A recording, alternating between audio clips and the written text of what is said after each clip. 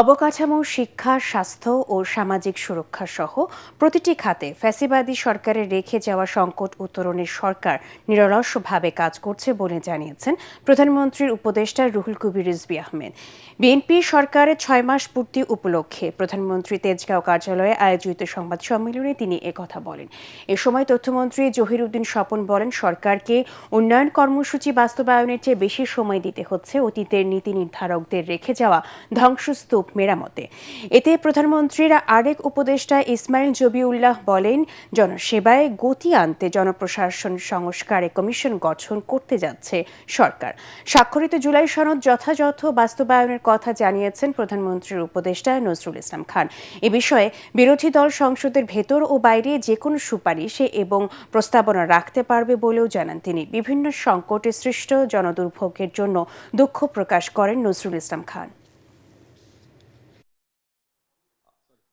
প্রাকৃতিক দুর্যোগ এবং আন্তর্জাতিক বিভিন্ন ঘটনা প্রবাহ আমাদের যে স্মুথ যে উন্নয়নের যে গতি সেখানে অনেকটা বাধা হয়েছে। স্বাভাবিক যে আমদানি এবং বিতরণের যে ব্যবস্থা ছিল, এটা আমেরিকা, ইসরায়েল এবং ইরানের যুদ্ধের কারণে এটা ডিসরাপ্টেড হয়েছে। যত দ্রুত সম্ভব এই সংকট সমাধানের ব্যবস্থা করা যাবে। কষ্ট হচ্ছে, আমরা সেই জন্য দুঃখিত। অর্থনীতি বলেন, সমাজ বলেন, রাষ্ট্র বলেন, রাষ্ট্রের প্রত্যেকটি অ্যাপারেটাসকে বলেন, ততটুকু ভাবে বিনির্মাণ করতে হচ্ছে যতটুকু বিনির্মাণ করতে পারলে আমাদের নেতার যে ঘোষিত আই হ্যাভ এ প্ল্যান, সেই প্ল্যানটাকে আমরা একটা কোর্স অফ অ্যাকশনে নিতে পারি। প্রশাসন সংস্কার করার জন্য আমরা খুব শীঘ্রই জনপ্রশাসন সংস্কারের জন্য আনুষ্ঠানিকভাবে একটা কমিশন করতে যাচ্ছি। আমাদের এই নির্বাচিত সরকারের সময় নতজন পররাষ্ট্র নীতির অবসান হয়েছে। 180 দিনে সরকার চেষ্টা করেছে এবং করে যাচ্ছে যে ভালো কাজগুলো করার জন্য, জনগণের কল্যাণে কাজ করার জন্য।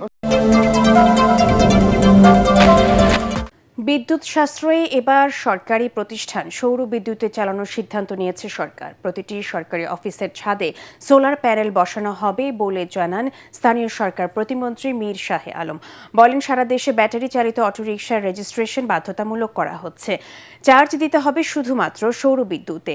রাজধানীর 8টি জোনে 8 রঙের অটোরিকশা চালানোর সিদ্ধান্ত নেওয়া হয়েছে। জানান, চলতি অর্থ বছরেই শেষ হবে স্থানীয় সরকার নির্বাচন। ব্যাটারি চালিত ই রিক্সাগুলি আমাদের স্থানীয় সরকার মন্ত্রণালয়ের অধীনে সিটি কর্পোরেশন এবং পৌরসভার আওতায় আমরা রেজিস্ট্রেশনের আওতায় নিয়ে এসেছি। যে তারা যে রিচার্জ করবে, এই রিচার্জটি অবশ্যই সৌর বিদ্যুতে হতে হবে। টানা বৃষ্টিতে বন্দরনগরী চট্টগ্রামের বিভিন্ন এলাকায় আবারও জলাবদ্ধতা দেখা দিয়েছে। এতে দুর্ভোগে পড়েছেন সাধারণ মানুষ, শিক্ষার্থী ও পথচারীরা। গত রাত থেকে শুরু হওয়া বৃষ্টিতে সকালে জলাবদ্ধতা আরও বেড়েছে। বিভিন্ন সড়কে জলজটের কারণে ধীর গতিতে চলছে যানবাহন। পতেঙ্গা আবহাওয়া অফিস জানায়, গত 24 ঘন্টায় চট্টগ্রামের 189 মিলিমিটার বৃষ্টিপাত রেকর্ড করা হয়েছে।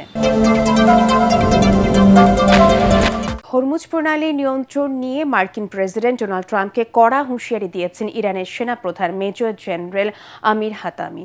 বলেন, এই অঞ্চল রক্ষায় ইরানি বাহিনী প্রয়োজনে ট্রাম্পের পা ভেঙে দেবে।